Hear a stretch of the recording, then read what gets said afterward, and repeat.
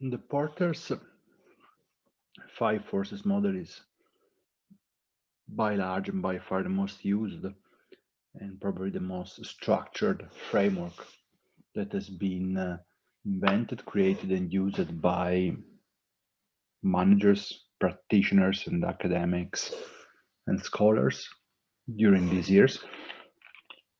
Probably little by little, we decide not to go too much in depth on the model because it's simple and therefore you can easily read the chart, read the image, check the framework and use it. But what we think is that we should spend much more time in fully understanding a framework which seems simple in the moment in which you see the picture synthesizing it, but in the reality it's quite complex. So the first snapshot is probably familiar to everyone. You have the five forces. First, value system, in the words of Professor Porter, that is the link between supplier, firms, buyers, and competition within the industry. And then you have additional two forces, that is potential entry and substitutes, that are pushing, framing, and changing the force within the value system, the existing value system of the industry. So the first point is competition. And here the point is quite simple. You create value when the returns on your capital is higher than your average weighted average cost of capital, the WACC. And the force of the competition is lowering the return. That's very simple. There are implications on this. The first implication is that little by little, forces that are driving down the returns are pushing out of the industry companies, those companies that are unable to at least produce the average cost of capital. So there is really a point, a threshold below which investors do not want to invest in your company because it's below average return of capital, and there are and so in that case, companies are pushed to exit the industry. If you are creating an above average return as an industry and as a company, but especially as an industry, other investors want to invest in that industry, and therefore other companies will enter the industry, and we have the new entrants forces increasing. But let's give a look at what is really rivalry within an industry. So the point is about fighting or jockeying for a position. And to get there, to have that position, to be in a better position of your vis-a-vis your competitors, you do some things that are tactics, executing a strategy. So it's price, advertising, introducing new products, better serving the customer, and so on and so forth. So you find ways, tactical ways, to gain a better position vis-a-vis other competitors. But the dirty little secret of this kind of competition is that all the companies in the same industry depend from each other. Therefore, every time you do something, you must expect a reaction from competitors. So the point is that here there is no equilibrium, but the framework try to exemplify, clarify forces within the competition that are creating different positioning for different companies. And here, Professor Porter made two simple examples. If you to compete lowered price, you're increasing the customer value, but you're doing something incredibly simple. Everybody can enter in a price competition just decreasing his price. At the end, usually the industry is worse off and the customer of that industry are better off. So the value is has been switched from the industry as a whole, that is lowering prices altogether, to customer. On the other side, the example is advertising battle, so trying to position product in a different way in the mind of the customer. In that case, usually you don't have you don't lose customer value, you don't lose value toward the customer, you keep that value and you differentiate the product. So the interdependent approach has a strong consequence. If you are in an industry, you must understand incredibly deeply your competitors, because the 5 forces model tell us that all the forces there, all the competition forces are linked between the companies. So you have to understand and usually foresee reaction of your competitors. So what you have to look at when you check your competitors, when you study your competitors: first, future goals. Where my competitor want to be in the future, which is his level of ambition. That's really important, because if he's happy on where he is, he will not, let's say, put in place a strategy to change something.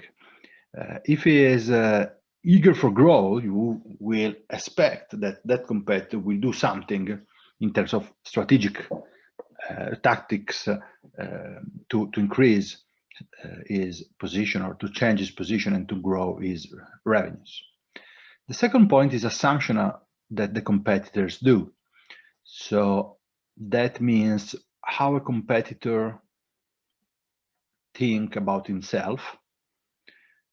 I am a cost competitor. I'm very good in premium pricing.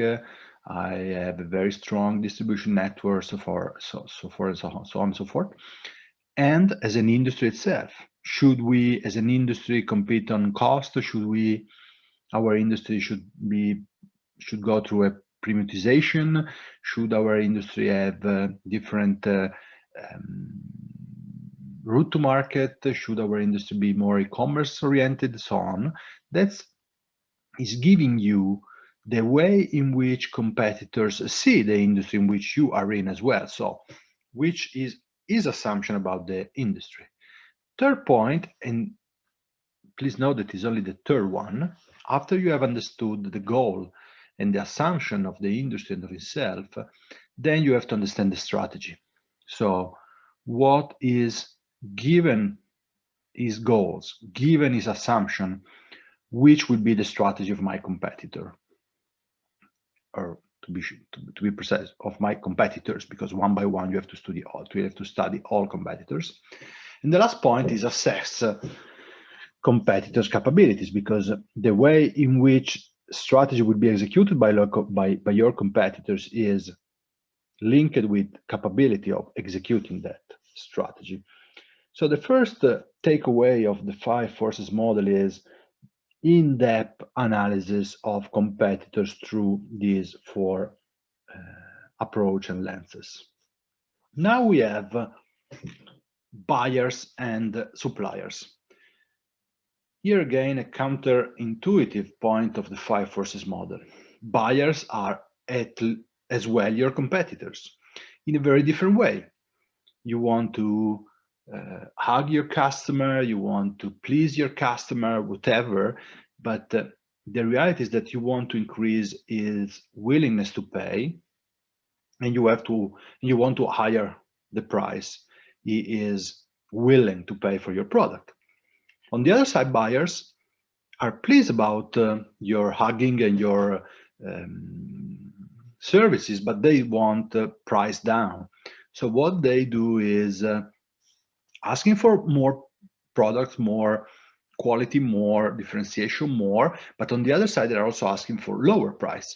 So they put you in competition with others and they push down, they press all the industry profitability down. So there is a strong force by your better friend, your customer, to lower the overall profitability of your industry and of your company.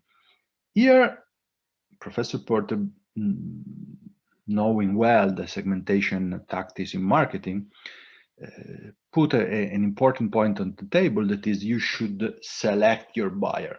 You should look at buyers that has less power in terms of they are less strong in lowering your price. So try to figure out which is the best place in your market in terms of which customer I want to serve, where we have less pressure, less force on pushing our prices down. On the other side, we have suppliers as well. Suppliers are doing exactly the same thing. They are trying to hiring their prices, lowering your overall value, your overall profit. And here again, the point is that if suppliers are powerful in the sense that are giving you something you need, and you should need that because it's important for your production process, because it's important for your final customer, because it's important because for your route to market, whichever is the way in which you can have only one supplier who is serving you in that need, that supplier will be powerful and therefore will extract part of your profit, increasing its profit. And here again, notation from Professor Porter is, remember that supplier are just not those that are sending you invoices, but are all the things you need to produce your end product. So for example, the labor is a supplier, important supplier in some cases for your production system.